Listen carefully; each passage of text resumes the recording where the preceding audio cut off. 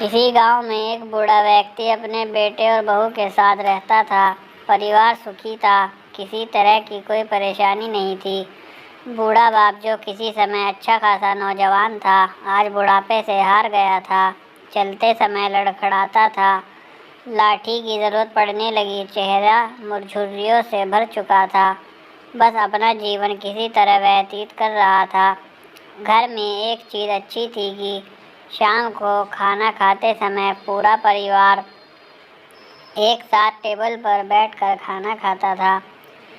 एक दिन ऐसे ही शाम को जब सारे लोग खाना खाने बैठे, बेटा ऑफिस से आया था, भूख ज़्यादा थी, सो जल्दी से खाना खाने बैठ गया और साथ में बहू और उसका एक बेटा भी खाने लगे।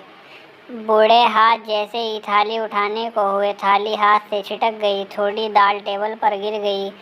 बहू ने, बेटे ने गुस्से से पिता की ओर देखा और फिर से अपना खाना खाने में लग गए। बूढ़े पिता ने जैसे ही अपने हिलते हाथों से खाना खाना शुरू किया तो खाना कभी कपड़ों पर गिरता, कभी ज़मीन पर।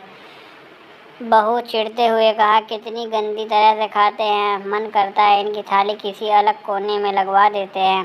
बेटे ने भी ऐसे सिर हिलाया जैसे पत्नी की बात से सहमत हो। उनका बेटा यह सब मासूमियत से देख रहा था। अगले दिन पिता की थाली उस टेबल से हटाकर एक कोने में लगवा दी गई। पिता की डबडबाती आंखें सब कुछ देखते हुए भी कुछ बोल नहीं पा रही थी।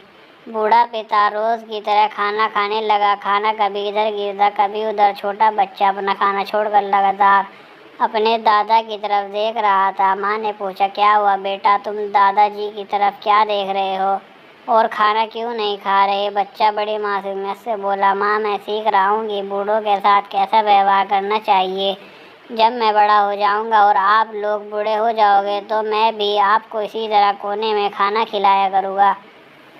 बच्चे के मुंह से ऐसा सुनते ही बेटे और बहू दोनों कांप उठे। शायद बच्चे की बात उनके मन में बैठ गई थी, क्योंकि बच्चा ने मासूमियत के साथ एक बहुत बड़ा सबक दोनों लोगों को दिया था। बेटे ने जल्दी से आगे बढ़कर पिता को उठाया और वापस टेबल पे खाने के लिए बिठाया और बहू भी भागकर पानी का गिलास लेकर आई कि पिताजी को कोई तकलीफ ना हो।